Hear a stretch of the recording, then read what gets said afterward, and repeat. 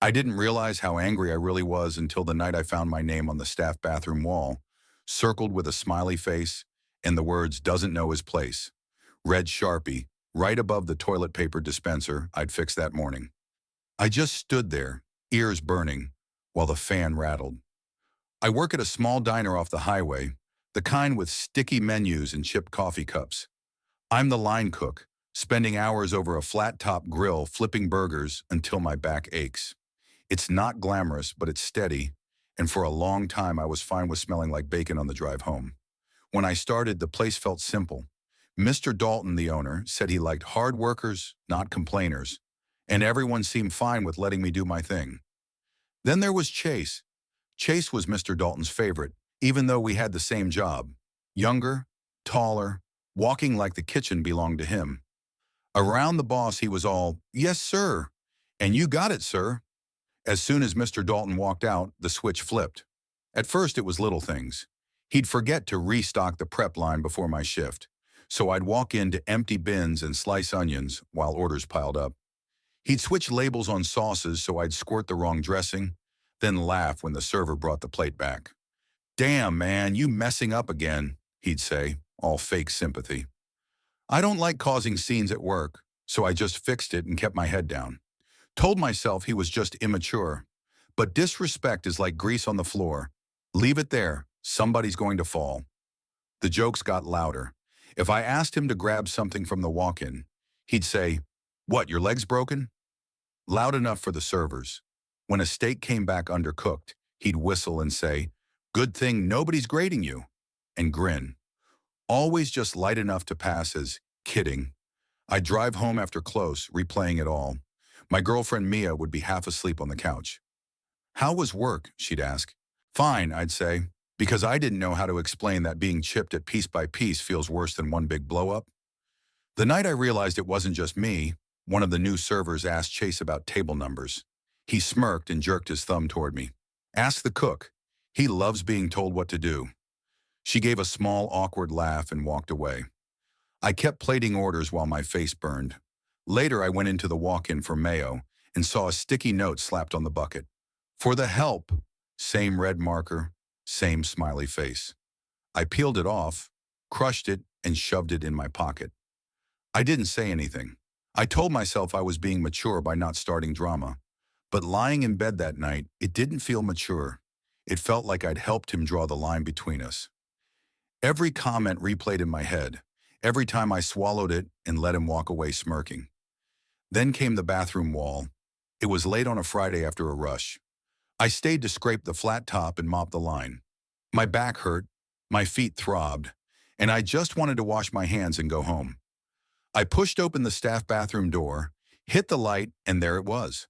My name underlined, "Doesn't know his place," in big red letters, the smiley face floating next to it. I don't know how long I stared. Long enough for the humiliation to cool into something heavier. For the first time, I stopped asking what was wrong with me. I started asking why he was so sure I would never push back. I didn't say anything about the bathroom wall that night. I finished cleaning, turned off the grill, and drove home with my chest tight. The next morning, I got there early on purpose. I brought a wet rag into the bathroom and scrubbed my name off tile like I was erasing some version of myself that had just taken it. Chase walked in while I was finishing up, hands in his pockets. He watched me for a second, smirking. "Maintenance now, too?" he said. "Man of many talents." I looked at him in the mirror. "I'm just cleaning," I said. My voice came out flatter than I meant. He shrugged. "Hey, someone's got to do the dirty work," he said, and left, whistling. After that, the tone changed. The jokes weren't just accidents anymore. They were intentional, aimed, like he'd decided I fit into a role, and he was going to keep me there. When we were slammed, he'd call out, "You got that, big guy?" and then disappear into the walk-in for a break. I'd be alone on the line, sweat running down my back, trying to keep up while he leaned against milk crates scrolling his phone. If an order got messed up, he'd step out right as Mr. Dalton came through. "Hey, boss, we're trying," he'd say quickly, but he keeps getting flustered when it gets busy. He'd tilt his head toward me like we were on the same team, worried about my performance. Mr. Dalton started pulling me aside. "You got to tighten it up, son," he'd say. "Chase says you're a good worker, but you're sloppy when we're busy."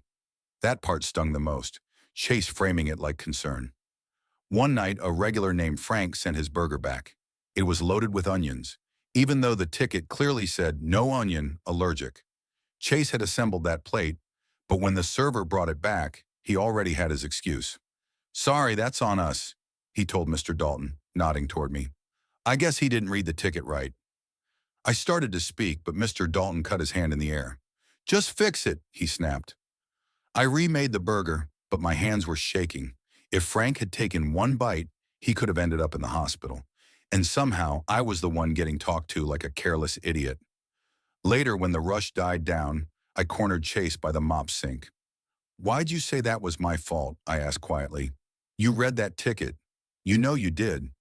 He lifted his eyebrows like he was surprised I'd say anything. Relax, he said. It's just easier that way. Dalton trusts you less than me, so it sticks better. He laughed like it was some joke we were both in on. I just stared at him. Easier for who? I asked. For me, obviously, he said, like it was the most natural thing in the world. Look, man, you're good with the food. I'm good with people. We play our roles. That word again. Place, role. Like this was a script he'd written, and I was supposed to be grateful for a part. After that, the comments doubled. Don't worry, I'll talk to Dalton for you, he'd say in front of servers. He listens to me. He'd clap me on the shoulder like some benevolent boss. One afternoon, I walked into the break room and found another note on my lunch bag. Property of the help, it said in red. Someone had even drawn a little apron under the words. I didn't eat. I threw the whole bag away and went outside, leaning against the dumpster, breathing in the smell of old fries and bleach. My hands were shaking again, but it wasn't fear this time. It was something hotter, steadier. On the drive home, Mia finally called me out. You're getting mean, she said softly. You come home tight as a knot and won't talk. Something's wrong. I told her everything. The notes, the lies, the way Mr. Dalton's eyes had started sliding past me like I was already failing. By the time I finished, her jaw was clenched. So he's using you as a punching bag to look better, she said. And your boss believes him. She paused. And you're just letting it happen? I opened my mouth, then shut it. My whole life I'd been taught to work hard, keep my head down, let my effort speak. But effort doesn't say much if someone else keeps speaking louder over it. That night I lay awake staring at the ceiling, replaying every small moment I'd brushed off as not worth the trouble. The bathroom wall, the notes, the lies about tickets. By morning, something had settled inside me. I wasn't going to yell. I wasn't going to throw punches or quit in some dramatic burst. But I was done playing the role he'd written for me. If Chase liked putting on a show so much, I'd let him keep performing. This time, I'd make sure he had an audience he couldn't charm. I started small because I knew loud revenge never works. People hear shouting, they pick the person who sounds calmer. Chase always sounded calm. So I stopped arguing, stopped correcting him, stopped defending myself. I just watched. First thing I did was ask Mia to borrow her old phone. The microphone still worked even though the screen was cracked. I kept it in my locker, recording during shifts. Nothing dramatic, just background chatter, the kind that doesn't mean much until someone says the wrong 10 words. And Chase said a lot of wrong 10-word sentences. He'd brag to servers about skipping prep because that's what the help is for. He'd tell the dishwasher he was teaching me humility. Once, when he thought the walk-in door shut all the way, he laughed and said, I swear, if that man disappeared tomorrow, Dalton wouldn't notice until payday. I didn't react. I just kept the files. Then I started documenting mistakes. His. Every mislabeled sauce bottle, every ticket he forgot to fire, every plate he sent out without checking for allergies. I'd take a photo with timestamps, then quietly remake whatever needed fixing. Servers figured out pretty quickly that if something came from my side of the line, it was right the first time. They didn't say anything aloud, but I saw the way their eyes shifted. They stopped blaming me, started asking who plated what before bringing dishes back. Next, I used his favorite tactic, vanishing during rushes. The next time we were slammed and he disappeared into the walk-in, I didn't cover for him. When Mr. Dalton came through asking why orders were behind, I didn't lie. Chase is on break, I said, flipping burgers steadily. He's been in the walk-in for a while. I didn't add anything extra. Didn't accuse. Just told the truth plainly, the way he always counted on me not doing. 2 minutes later, Chase walked out, wiping his mouth with his sleeve. Dalton saw him, didn't say a word, just narrowed his eyes the way he does when he's starting to add things up. I kept my head down and focused on the grill. No smirk, no satisfaction, just patience. What really cracked things open happened on a Wednesday. A slow day, usually. A mom brought her 2 kids in, both allergic to peanuts. We have a whole protocol, separate knives, fresh gloves, different cutting board. Every diner has at least one scary allergy story that becomes a rule. I handled the first kid's plate myself, no issue. But the second one got a side salad, and for some reason Chase decided to throw it together fast. I saw it happen like slow motion. He grabbed the bowl from the prep fridge without checking the tiny sticker that said, "Contains nuts." I didn't yell, just stepped over, lifted the bowl from his hands, dumped it straight into the trash and started over. That was the first time his face actually changed. He looked caught, cornered. "What the hell, man?" he hissed. "You grabbed the wrong base," I said quietly. "Kid has an allergy." He glanced around. A couple servers were watching. That night after close, he cornered me by the mop sink. "What are you doing?" he demanded. "Trying to make me look bad?" I looked him in the eye for the first time in weeks. "You don't need help with that." And then, God's timing or karma's timing, Mr. Dalton walked in behind him. Chase spun fast, trying to fix his expression, but Dalton had already seen enough. The next day I came in early again, but this time I wasn't cleaning graffiti. I was waiting. When Dalton arrived, I asked if we could talk privately. He sighed like he expected a complaint, but nodded. Inside his cramped office, I placed Mia's old phone in a folder of printed timestamps on the desk. "I don't like drama," I said. "I don't like pointing fingers, but I'm not taking blame for someone else's behavior anymore." He listened, really listened. He played one recording, then another, then another. By the third clip, he wasn't leaning back anymore. He was sitting forward, jaw tight. When he opened the folder and saw the photos and dates, he didn't say a word for a long time, just breathed slow through his nose. "Why didn't you bring this up sooner?" he finally asked. Because yelling wouldn't have worked. Because complaining would have sounded like bitterness. Because Chase had been performing for so long, everyone assumed his version of reality was the real one. I didn't say any of that. I just said, I wanted to be sure before I spoke. Dalton rubbed his face. "Leave this with me," he said quietly. "I need to handle something." I walked out of the office knowing the balance had shifted. For the first time in months, I didn't feel small. I felt steady. And Chase, he had no idea the ground under him had just cracked. I thought the fallout would be loud. I pictured shouting, finger pointing, maybe Chase trying to spin some story like he always did.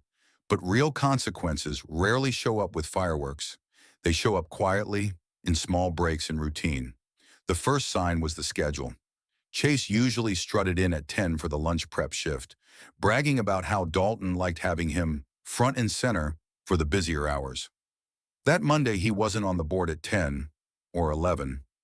His name sat next to a lonely 3 p.m. close shift, the one only newbies got stuck with. When he showed up, he didn't swagger. He walked fast, eyes down, like he just stepped out of a cold wind. I stayed on the grill, flipping pancakes, acting like nothing had changed. The servers noticed before he even got his apron on. "Chase, you okay?" one asked.